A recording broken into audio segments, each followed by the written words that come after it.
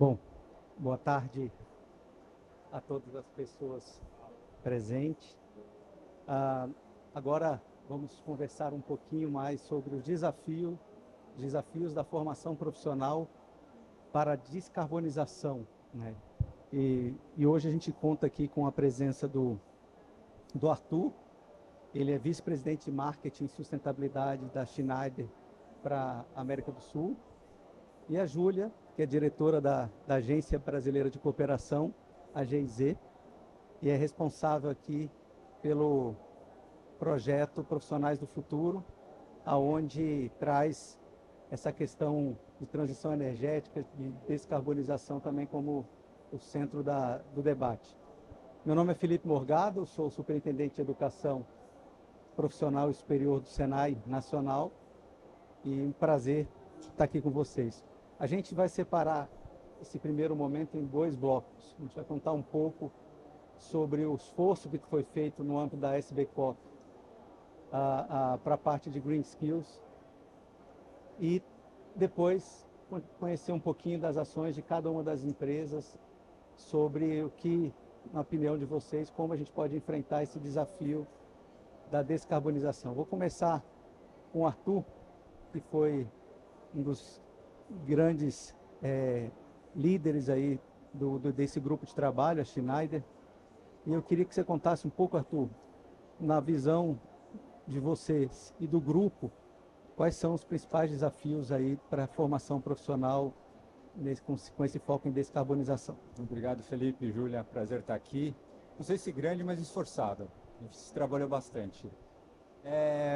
Eu acho que foi legal. Eu estava fazendo uma conclusão. Essa é a minha primeira COP, né? Como que a gente chegou aqui, né? E por que Green Skills é tão importante. Obviamente, a necessidade, a urgência climática fez com que a gente tentasse entender o que estava acontecendo, quais eram os limites. Com isso veio a necessidade de algumas soluções tecnológicas, daí veio o financiamento, cadê o dinheiro para fazer tudo isso? Mas eu acho que a gente não teve uma visão sistêmica de que tudo que era preciso para realmente ter impacto. E aí que a gente começou a entender que falta alguma coisa nisso tudo, né? E o gargalo, na verdade, não é tecnologia, não é dinheiro, como eu vou falar para vocês, na verdade são pessoas. É isso que a gente está vendo, que a necessidade de pessoas, apesar de ter o dinheiro, ter a tecnologia, a gente vai estar sempre aquém. Que nem ter uma Fórmula 1 para levar seu filho para a escola. Você não está usando em todo o potencial, tudo que está disponível. Então a gente liderou, o Rafa foi o chair do grupo de habilidades verdes e trabalho. Eu fui o deputy, daí com um grupo grande, GIZ estava junto, você participou de muitos. E alguns dados que a gente tem, que são interessantes para dar contexto, 78% dos trabalhos dependem de água. Então, mudança climática, enchente, secas, qualidade da água vai impactar 78% do trabalho. Outro dado que a gente viu foi que, na média, esse ano que vem, 4% das horas de trabalho serão afetadas por calor extremo. Isso é uma média. Então, alguns trabalhos vão ter efeito, outros de 10 a 15% de efeito por causa do calor extremo.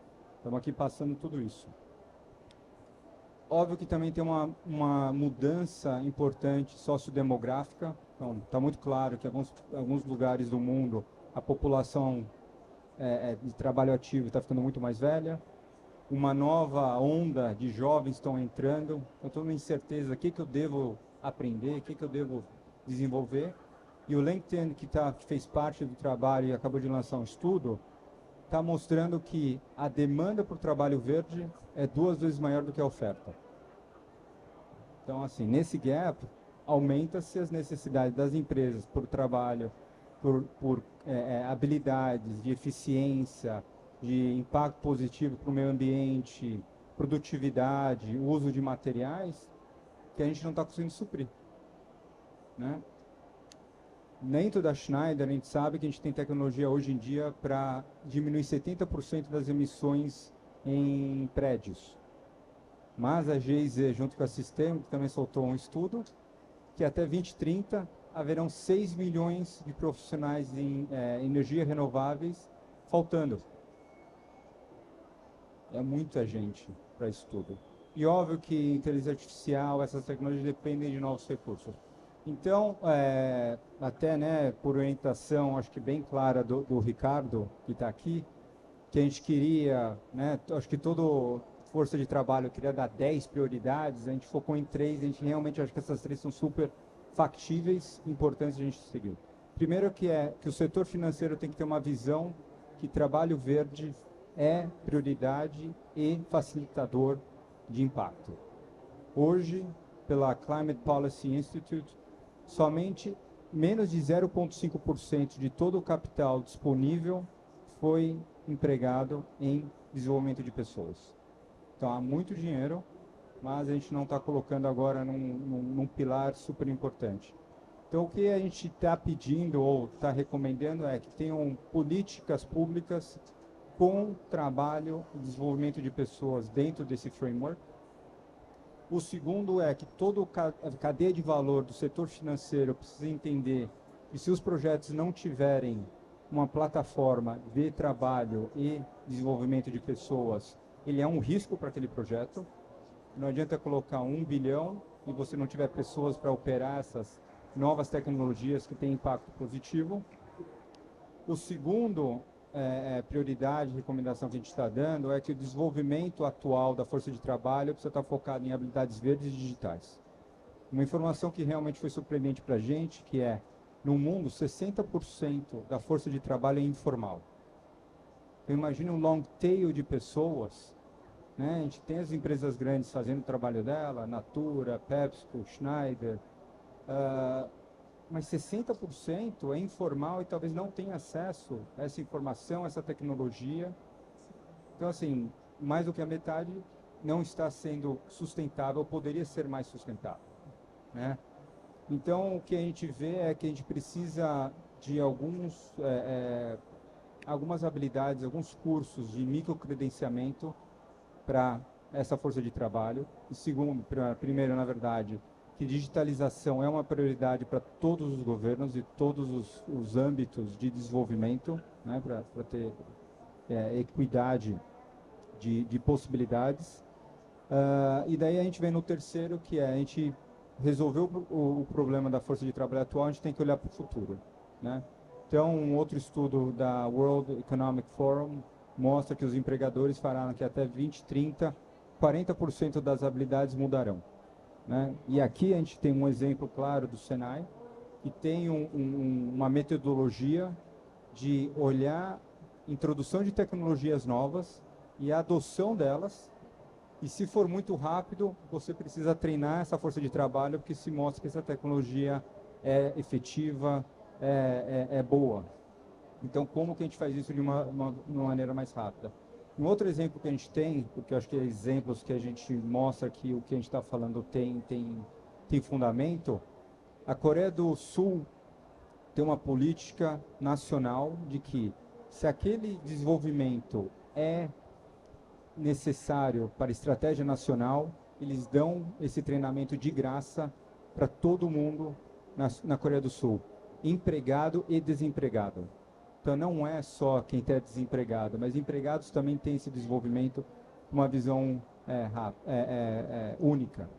E daí, acho que o último é como ter essa parceria público-privada e mecanismos de flexibilidade do currículo para a gente fazer uma adaptação muito mais rápida. A gente não pode ficar pensando só num resultado daqui 5, daqui 10 anos, mas tem que ser realmente anual, em 2 anos tem um impacto real. Por último, acho que, obviamente, se a gente focar na força de trabalho atual, que é necessário, mas a gente tem que ter uma visão também de longo prazo. Um dado que a gente tem do Instituto Ayrton Senna, eu acho que é igual em qualquer país em desenvolvimento, que a educação fundamental, no Brasil, 85% faz parte da rede pública. De cada 10 pessoas, 10 crianças que entram, né, no ensino, só 6 se formam. Desses 6, só 3 compreendem português. Quer dizer, se você der um livro ou um manual para eles lerem, só 3 vão entender. Menos de 1 consegue fazer uma equação matemática de nível médio. E a gente está precisando de eletricistas, está precisando de químicos. Como que a gente vai fazer isso? Senão, no futuro, a gente vai ainda ficar Global North, ainda com muito conhecimento, muitas possibilidades, e o Sul, que tem toda essa riqueza, todas essas possibilidades de natureza, vai ainda ficar para trás. Então, a gente realmente acha que tem que ter coordenação, cooperação e foco para esse desenvolvimento. Esse é um pouco do nosso trabalho que a gente tem feito, vários cases bacanas aí para dividir, da GIZ também. Então tem sido muito rico e um legado que a gente está deixando aí, esperamos que a gente consiga agora implementar esses conhecimentos necessários. Muito bom. Júlia, indo na mesma linha, vocês da GIZ participaram também do grupo de trabalho. Durante a COP aqui também, vocês lançaram um estudo trazendo alguns dados. Queria que você compartilhasse um pouco dessas ações para que depois, na segunda rodada, a gente possa avançar sobre o trabalho específico da GIZ, do programa da GIZ. Certo. Boa tarde a todas e todos. Muito obrigada mais uma vez pelo convite. É um grande prazer. Muito importante que temos esses painéis aqui sobre o nosso tema de competências verdes, emprego verde. Como já foi mencionado, na semana passada, a GIZ, junto com outros parceiros, como o NDC Partnership, WRI Systemic e outros, nós lançamos uma iniciativa global para trabalhar esse nexus climático com competências. Por quê? Acho que a fala do Arthur foi excelente, ele mostrou a grande necessidade de a gente, todo mundo, em parceria, investir mais nas pessoas. E por que para a agenda climática? Porque nós vimos que somente 50% dos NDCs, eles falam de competências, de conhecimento, de skills. É pouco. E somente 1% dos NDCs coloca financiamento climático para essa pauta. E nós achamos, todos, né, que estamos aqui, que também os fundos climáticos precisam ser direcionados para pessoas, para trabalhadores, para a juventude, para indígenas, para pessoas mais vulneráveis, para que eles, de um lado, possam realizar essas transformações econômicas mais sustentáveis, mas, ao mesmo tempo, a gente também ter esse olhar para que essas pessoas, nessas transições e transformações, não fiquem mais atrás ainda. O Brasil é um exemplo com uma desigualdade econômica e social muito grande, infelizmente, e não podemos arriscar que uma mudança industrial ou econômica no mercado de trabalho coloca essas pessoas ainda mais em situações mais vulneráveis. E nós trabalhamos com educação. Vocês têm uma grande responsabilidade e os parceiros também para identificar como nós podemos integrar essas pessoas, que não é fácil, porque o nível de educação talvez seja mais baixo, e por isso foi lançada essa iniciativa global. A SBCOP também faz parte, o Senai também, CNI, e está aberta. Nós colaboramos com vários países já, como Quênia, Namíbia, Brasil, e cada vez mais países podem se aderir, nós vamos estruturar mais, e estou feliz que é uma COP, também a minha primeira, mas todo mundo fala que é a primeira COP que se coloca realmente as pessoas mais no centro, e em muitas sessões, e vocês estão contribuindo para isso, o CNI, o Senai e a SBCOP, mas também a presidência, de ter essas trocas sobre educação profissional, como preparar, porque também tem um número, um diagnóstico que mostra que pessoas qualificadas no nível médio técnico são as pessoas, os profissionais mais demandados para as diferentes transformações, seja energético ou outros.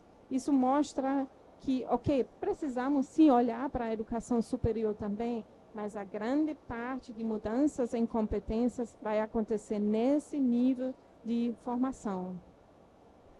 Muito bom. Arthur e Júlia, né, tá escutando vocês e alguns estudos que a CNI fez, por exemplo, com as empresas, 83% das empresas consideram que a responsabilidade de qualificar e requalificar o trabalhador é mútua, do governo e das empresas. Eu acho que isso já é um primeiro passo, né? Escutando o Arthur trazendo aí questão de recursos financeiros não é problema, tecnologia não é problema, nós estamos atrás de pessoas e aí é nesse caminho que eu queria trazer um pouco, Arthur, que você pudesse falar como a Schneider, aí sim, a sua empresa, está atuando para reduzir. A gente tem uma parceria grande também, né, com o Senai, até recentemente ganhamos um prêmio, né, sobre sustentabilidade com a Schneider. Mas queria que você falasse um pouquinho da Schneider, que aspectos vocês estão trabalhando para ajudar nesse desafio. Não, eu acho assim, as pessoas às vezes me perguntam, né, por que a Schneider é a empresa mais sustentável do mundo, né? Óbvio, trabalhando na indústria elétrica 4.0, digitalização, eletrificação, você tem um meio passo ali. Mas acho que o mais importante que esse é porque a gente tem realmente a sustentabilidade no core do nosso business, né?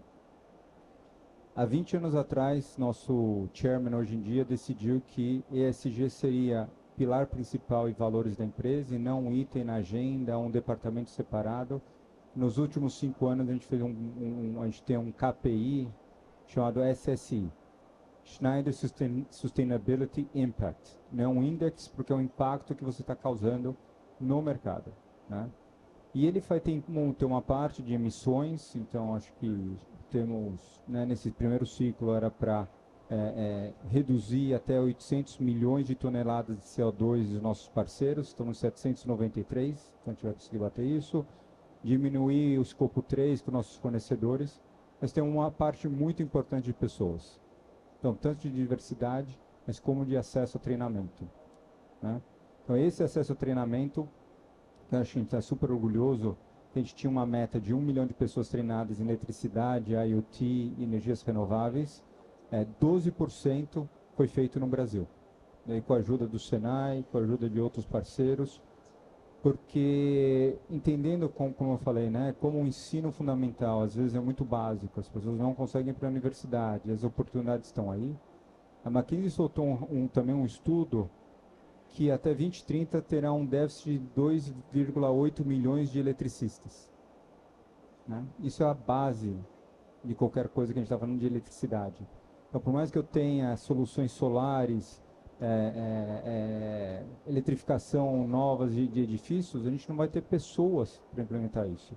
Então, a gente vê isso como um papel nosso de divulgar, de repartir isso tecnicamente. Então, parceria com o Senai, a gente tem em São Paulo um projeto com a FESO, que é uma instituição só para mulheres, e a gente está quebrando o paradigma, as pessoas achando que eletricistas tem que ser homem. A gente está treinando mulheres eletricistas. Essas mulheres, a gente tem 3 agora no nosso escritório, sendo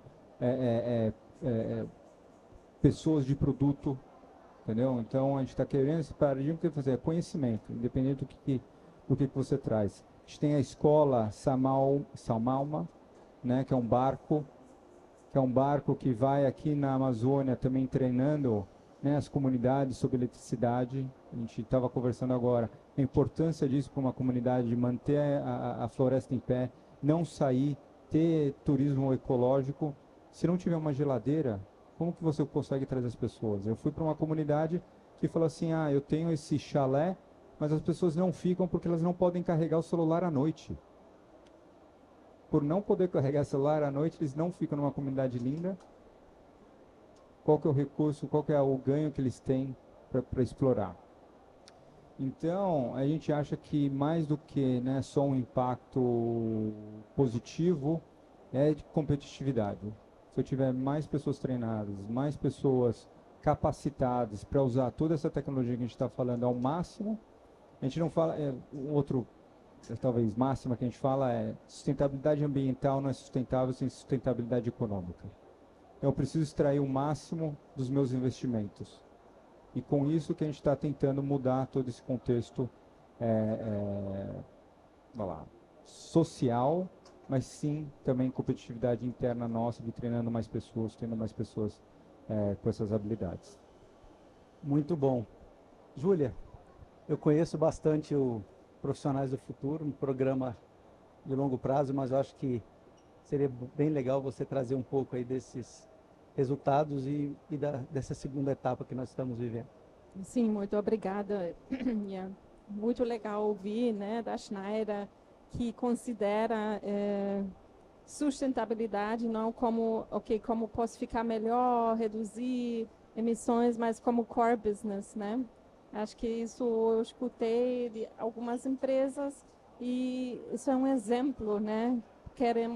Vocês estão fazendo esse papel e o SP Corp dá esse sistema agora para dar exemplos e olhar abordagens e cases que são escalonáveis, e nós temos também um trabalho maravilhoso com vocês em Vietnã, que foi escalonado para outros países, etc. Mas aqui também temos um trabalho maravilhoso, o nosso projeto Profissionais do Futuro, Competências Verdes, né? Nós queremos apoiar o governo brasileiro, né? O MEC, junto com o Senai, essa formação de mais profissionais com foco nas energias renováveis e eficiência energética. Isso foi o trabalho que vocês iniciaram, acho que em 2016, por aí. Então, vamos completar 10 anos e ainda não acabou esse trabalho, porque, como foi falado, tem vários estudos, né, mostrando que aqui também o setor vai continuar a crescer, então demanda mais profissionais. Então, essa é uma oportunidade, mas os sistemas de ensino, incluindo o Senai, precisam, então, acelerar, financiar mais vagas, também o sistema público, que é um desafio, né? Então, nós, né, da Cooperação Técnica Alemã, é um projeto financiado pelo Ministério de Desenvolvimento Econômico e de Cooperação, o BMZ. Nós juntos analisamos qual é a demanda, né? Nós falamos com as associações do setor energético, com empresas, e na base disso, na área de energias renováveis, elaboramos junto com especialistas, junto com pessoas do Senai, do próprio Senai, e do MEC, das redes dos institutos federais, currículos novos, né? Depois um grande trabalho. Falamos muito como capacitar, como chegar a esses profissionais. Precisamos primeiramente trabalhar com os instrutores, os docentes e professores que passam esse novo conhecimento. Eles têm que ser capacitados, eles tinham que aprender o que é aqui uma placa, como fazer a manutenção, porque eles também, eles são as pessoas chaves para passar esse conhecimento novo, nesse caso, né, para os jovens ou adultos, né? Então, isso é um grande trabalho do nosso projeto, né? Capacitamos muitos e muitos professores e instrutores nos últimos anos. E depois apoiamos também as escolas com material didático, com apoio como definir os laboratórios, etc., para as energias renováveis. No caso do MEC, então, nós através do nosso projeto da assessoria, foi construído um programa nacional, o programa Energif, que é um sucesso muito grande, porque foi e é o primeiro programa que introduziu energias renováveis no sistema de educação profissional público. E o Energif, ele é ligado ao Pronatec, os brasileiros que estão aqui conhecem, que é um programa de ofertar qualificação profissional para pessoas que talvez são eletricistas, que se interessam, nossa, agora todo mundo está falando de solar e placas, não sei o que, pode se inscrever, e são vagas com uma bolsa, né, através do Pronatec, junto com as ofertas do Senai, nessa quase década, nós conseguimos capacitar mais ou menos 40 mil pessoas para essa área, que é um sucesso, mas, novamente, olhando para a escala Brasil e para o potencial de emprego que tá aqui, precisamos mais. E não sei se ainda vai ter tempo, porque nós também temos uma iniciativa muito grande para atrair mais mulheres para esse setor, e gostaria também de conversar com a Schneider para a gente implementar juntos essa iniciativa. Fala um pouco aí. Ok, chama-se Interligadas, porque nós também, né, identificamos com o Senai e com o MEC que somente 7%, assim, alguns anos atrás, 7% das pessoas trabalhando no setor são mulheres. Então, nós queremos contribuir, né, criamos essa iniciativa que é muito mão na massa, que são vários elementos que trabalhamos. Nós chamamos empresas para chegar na escola. Chamamos mulheres profissionais que já atuam no setor para que elas vão para a escola, um Senai, um IF, para que elas falam para meninas do ensino médio ou do Senai que já estudam lá, ou também das comunidades. Tem programas de mentoria, mulheres profissionais voluntariamente mentoram outras mulheres jovens ou não jovens para entrar no setor, para estimular, para explicar, etc. Sim, e fazemos cursos de sensibilização para docentes, porque o professor e a professora, novamente, têm um papel-chave nessa pauta, nessa agenda. Precisamos mais mulheres professoras que trabalham nessa área, porque elas são a referência, elas são um exemplo para as meninas. E também cursos de sensibilização para empresas. Nós precisamos chegar às pessoas que trabalham no RH, porque eles recrutam junto com os departamentos técnicos, mas eles têm que ser bem sensibilizados, de não chegar talvez com antigos preconceitos quando uma pessoa feminina está aplicando. Então, são vários elementos bem legais e temos bons resultados nisso. Eu acho ótimo. A nossa meta para os próximos 5 não dobrou, triplicou. Então agora a gente precisa de mais projetos desses, de mais impacto. Então vamos conversar sim, Júlia. Muito bom. Bom, eu vou falar um pouquinho aqui que o Senai, como foi citado aqui, mas vou trazer algumas ações. Né? Acho que essa dupla transição que a gente está vivendo, né? A gente conectou esses dois assuntos. A parte de habilidades verdes, todo aluno do Senai, nós desenvolvemos um módulo que nós chamamos módulo da indústria, para trazer um pouco do DNA da indústria brasileira.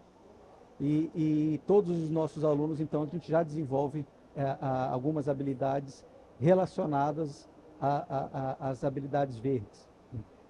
Além também de tecnologia, da informação, segurança no trabalho, mas para trazer um pouco dessa preocupação com esse tema.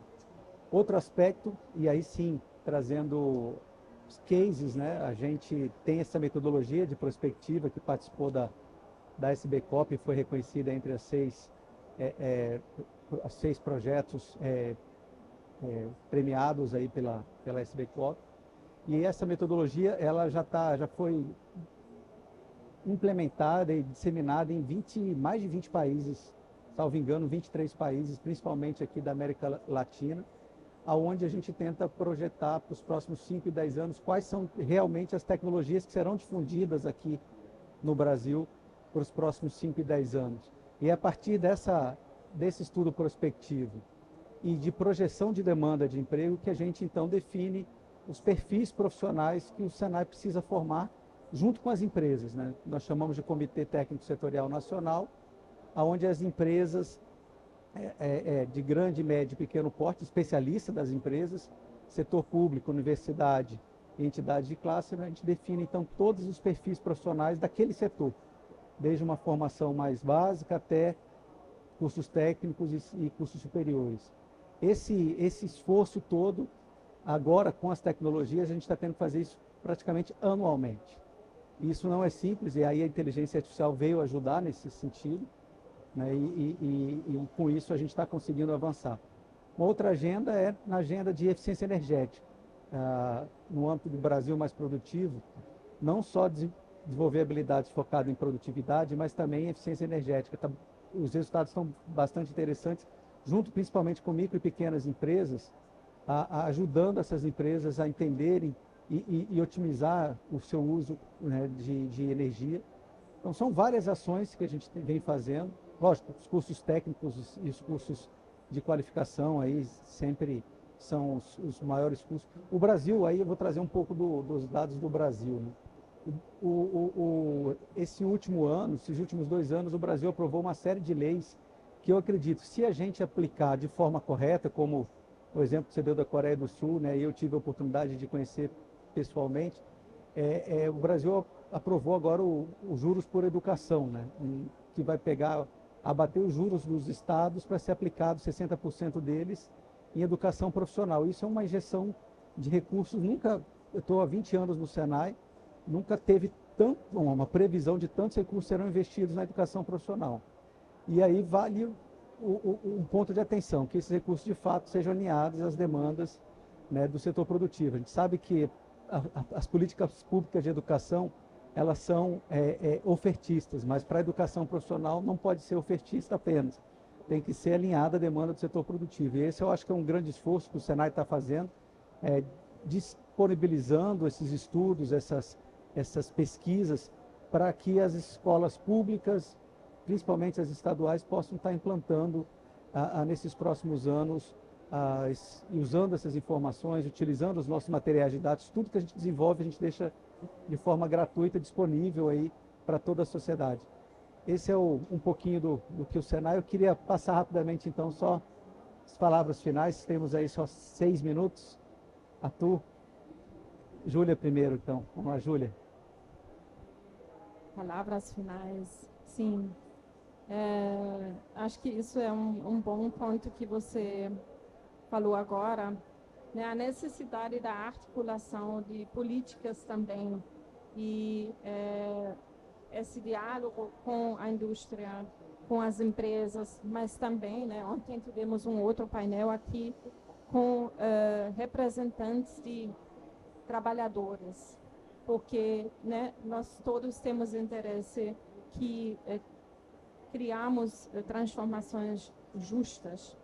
Então, acho que o Brasil agora tem uma gama bem interessante de políticas, né, começando com o plano de transformação ecológica, tem a nova estratégia nacional de bioeconomia, a economia circular, tem o PLANT, né, transição energética, e acho que já tem primeiros estudos que mostram quantas pessoas, qual é o potencial de emprego que vai provavelmente surgir dessa mudança, e vamos ajudar também a diagnosticar quantas pessoas e aonde precisam ser formados, com quais competências novas nessas cadeias estratégicas, né, para a descarbonização. Então, só fazendo esse comentário, né, e a GIZ atuando em vários países com muita experiência, né, em Green Skills, em diferentes países, com parceiros como vocês, também empresas alemãs aqui também. Estamos dispostos claramente para apoiar essa agenda. Boa. O que a gente está tentando realmente fazer e construir, que as pessoas entendam que progresso e sustentabilidade sim caminham lado a lado. Acho que ficou muito que sustentabilidade não é um custo adicional. A gente está fazendo essa criação de que, não sei se outro dado, né, o Brasil tem a matriz mais limpa do mundo, 84% vem de energia renovável. Mas ela é a 20ª colocada em termos de eficiência energética de 21 países pesquisados. você tem toda essa energia limpa, mais barata, sendo desperdiçada. Então há uma necessidade de modernização de toda a indústria, que eu acho que é super importante para a gente ter essa eficiência, e daí falta pessoas também para fazer isso.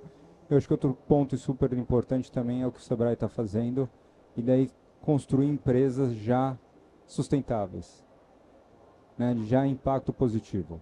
Acho que esse é os 60% do long tail ali de informalidade.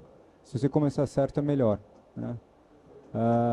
Então, eu acho que tudo que a gente escutou aqui, eu volto para o que eu tinha falado. Acho que a gente precisa ter coordenação clara do que a gente quer, para onde a gente vai. Cooperação. Eu vi muitos projetos muito legais, mas se a gente não se juntar e escalar isso, chegar no ponto de inflexão, que daí fica natural, também vão ser vários projetinhos pequenos, e por isso que a gente precisa de foco. Acho que precisa de foco para a gente conseguir fazer essa transformação, esse impacto. Temos as ferramentas, acho que a gente tem a boa vontade, está faltando, a gente está chegando lá para conseguir fazer essa transformação. Muito bom. Gente, estamos chegando ao final. Queria agradecer a presença de todos e fica aí um recado, né? Priorizar a educação profissional, priorizar as competências verdes para que a gente consiga aí ter esse desenvolvimento sustentável. Obrigado, Arthur, obrigado, Júlia, obrigado a todos.